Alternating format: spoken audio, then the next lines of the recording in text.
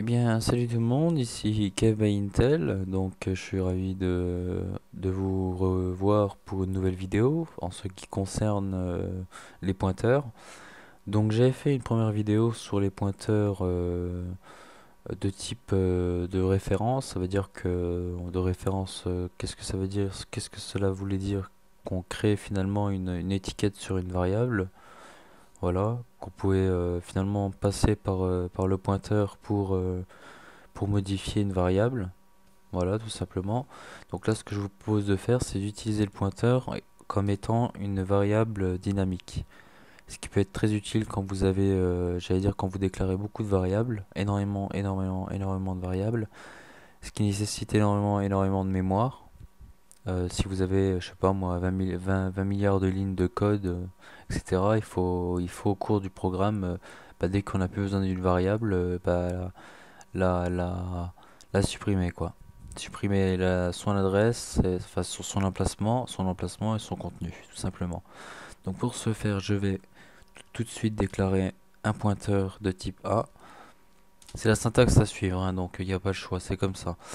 Donc le pointeur de type A, enfin le pointeur nommé A, news, news int, ça veut dire que cela veut dire que ça va être un pointeur qui va recevoir un int, hein, bon, tout simplement.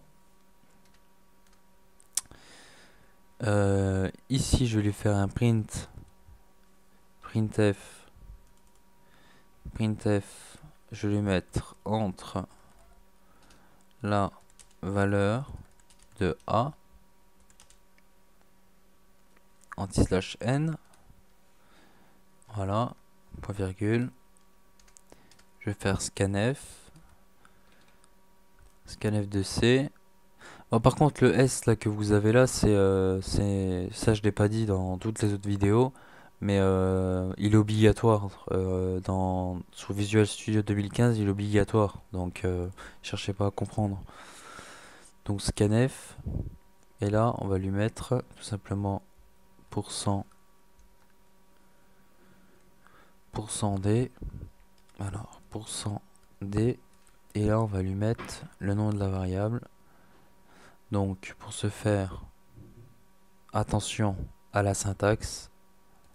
Ici est commercial, étoile, A. Voilà, la syntaxe A utilisée. Voilà.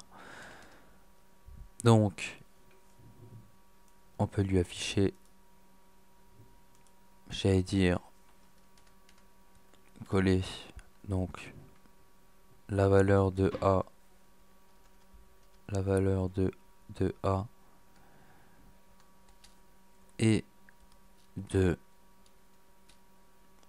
donc, %d, %d. Ah ouais, mais là, il va me faire, donc, dans l'anti/n, je vais le mettre après. Je vais mettre là l'anti/. Oh non, je peux pas besoin de. Je vais pas lui mettre. %d, donc là on va lui mettre A, tout simplement. Le pointeur, toujours pareil. C'est l'étoile, hein. Voilà. Et donc, on va vérifier tout ça. On va lui saisir d'abord entre la valeur de A. Il va la stocker dans la variable, on va dire dynamique. Et il va me l'afficher. Donc débugger local, UI. Continuer, donc entre la valeur de A, je vais lui mettre 19. Donc là, il m'a pas mis la console, enfin il m'a fermé la console tout simplement parce que je l'ai pas mis getch. Ou alors vous pouvez créer une variable tout simplement de type int ou n'importe quoi et puis le faire saisir, mais il est préférable d'utiliser la fonction getch qui permet finalement de taper une touche à l'écran pour quitter le programme. Donc générer, vous faites 8. Ok, donc entre la valeur de A, je tape 19. La valeur de A est de 19, tout simplement. Voilà. Maintenant, je vais supprimer cette variable. Comment que je fais? Donc pour supprimer cette variable, c'est très facile, vous faites. Le problème c'est que encore aujourd'hui, je cherche, on va dire, le... Parce que bon, ça c'est vraiment des petits programmes et on peut pas voir à la place exactement que ça prend et c'est dommage. D'ailleurs, c'est quelqu'un qui pourrait voir, enfin, s'il y a quelqu'un qui regarde cette vidéo et qui pourrait me dire comment on voit la place, on va dire, de, des, des variables, parce que c'est très petit, hein, c'est vraiment très petit. Avec le gestionnaire de tâches, il n'y a pas il y a aucune possibilité de le voir, tellement que c'est petit, parce que c'est en octet, hein. Alors, donc j'en reviens. Donc maintenant, je veux supprimer tout simplement. Bah, je peux bien sûr la remplacer, il n'y a pas de souci, hein.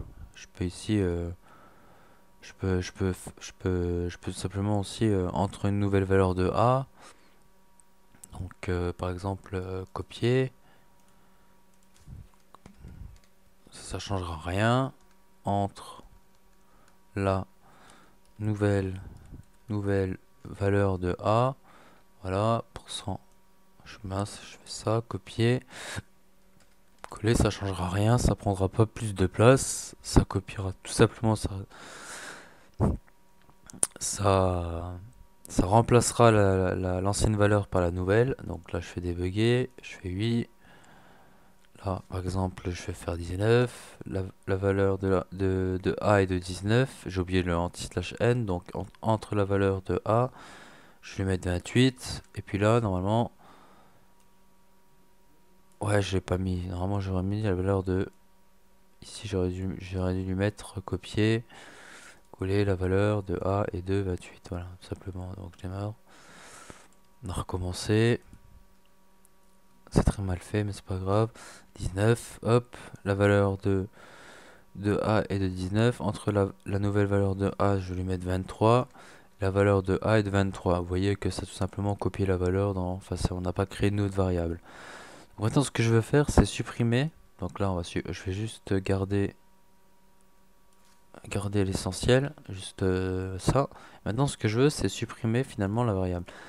Avec une variable de type int, il y a, si vous marquez int a égale, enfin int a, point virgule, et puis au cours du programme, j'allais dire, vous, vous tentez de la supprimer, bah vous pourrez pas. Et d'ailleurs, on peut le voir, hein. On va le voir. On va le voir tout de suite. Je vais mettre ça en commentaire pour vous dire, pour vous prouver que ça fonctionne pas. Int a, point virgule. Donc ici, je vais mettre a. Ici, j'enlève l'étoile.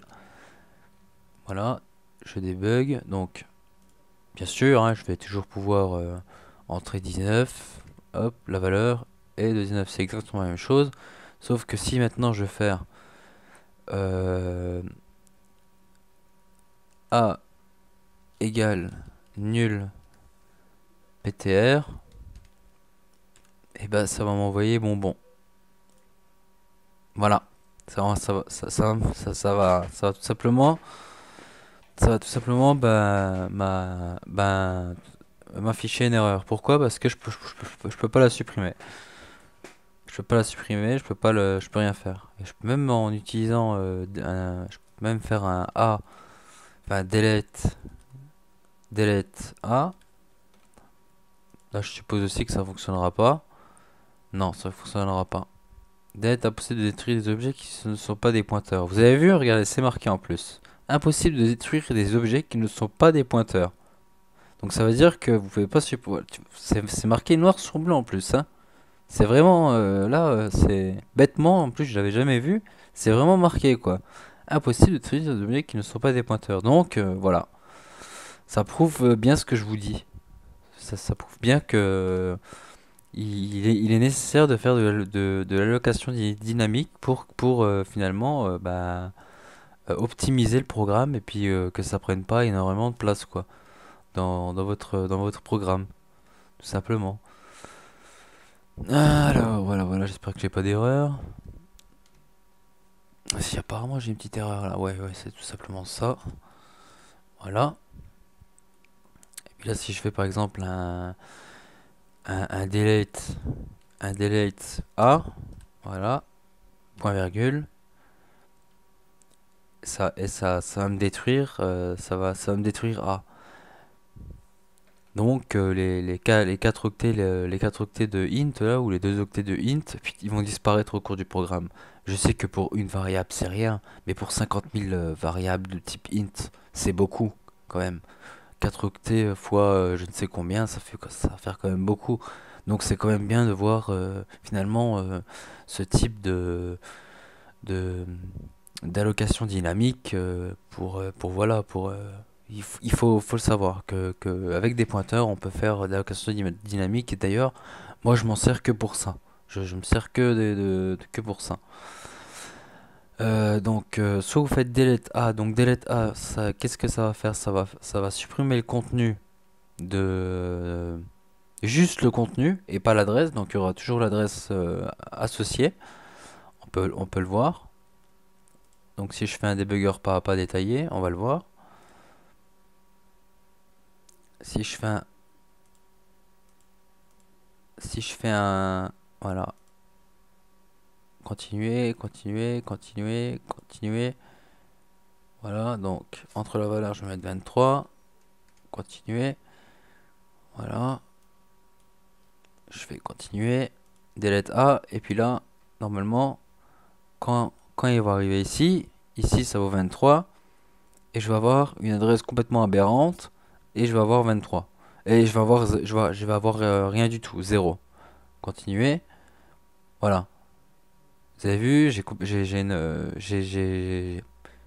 un emplacement en mémoire réservé, oui, parce que c'est un pointeur. Forcément, il y en a un emplacement réservé. Et j'ai plus rien dedans. Le problème, c'est que ça, je peux plus l'utiliser, ça c'est fini, c'est terminé. Je veux dire, ça c'est utilisé par, par quelqu'un d'autre, enfin par un autre chose. Si maintenant je tente de vouloir réutiliser ce, on peut tester, hein, copier. Je tente de réutiliser, j'allais dire, le pointeur, enfin le int, quoi. Et ben, tout simplement, bah, ça va mettre sa génération impossible, erreur, violation d'accès, etc., etc. Parce que forcément, c'est une place que j'ai pas réservée. Donc là, on va mettre, je sais pas, 25. Allez, continue. Voilà, 25, hop. Voilà. La valeur est de 25. Ok. Merci. Je peux continuer ou je peux pas continuer?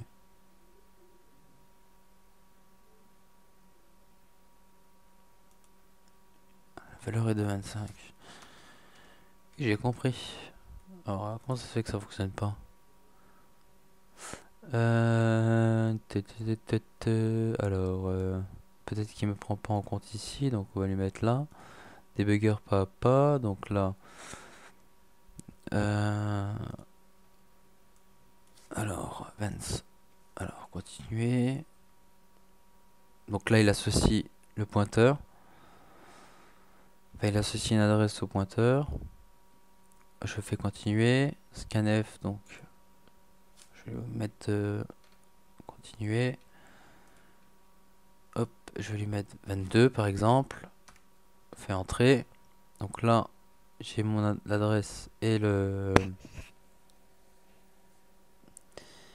Attendez, j'ai un truc que je veux voir. Il y a un truc qui me paraît bizarre là. Je vais arrêter le programme. Il y a un truc qui me paraît bizarre. Parce que j'ai pas envie de vous raconter de bêtises. Donc, je vais vraiment voir ce qui se passe au niveau du debugger pour. Alors, 68BF. Ok. 68BF, très bien. Ok.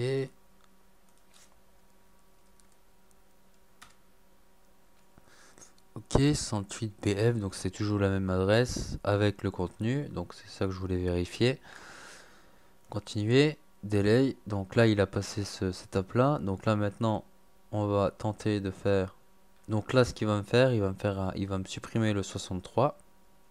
et il va garder, et il va me foutre une adresse complètement, ce sera pas 168 BFD D8, soit ça sera une autre que j'aurais pas réservée. Regardez, voilà, tout simplement une autre que j'ai pas réservée. Donc si je tente de continuer mon programme,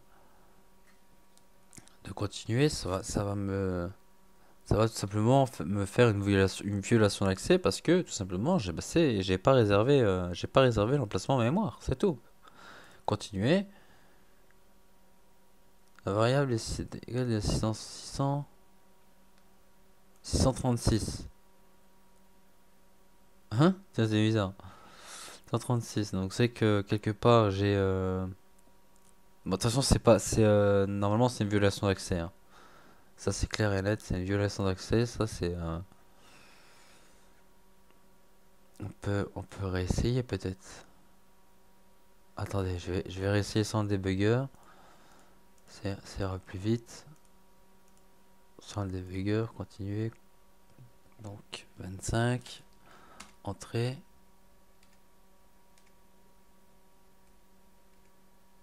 Voilà, vous avez vu? Tout simplement, voilà, tout de suite, violation d'accès. Voilà.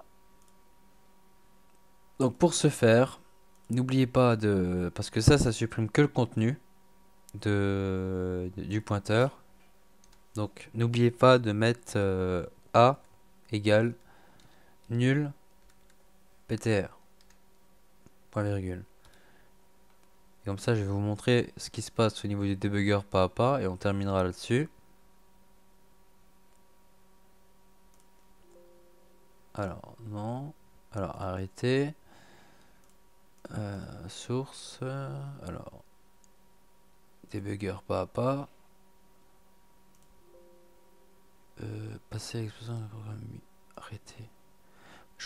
Mais qu'est-ce qu'il fait lui?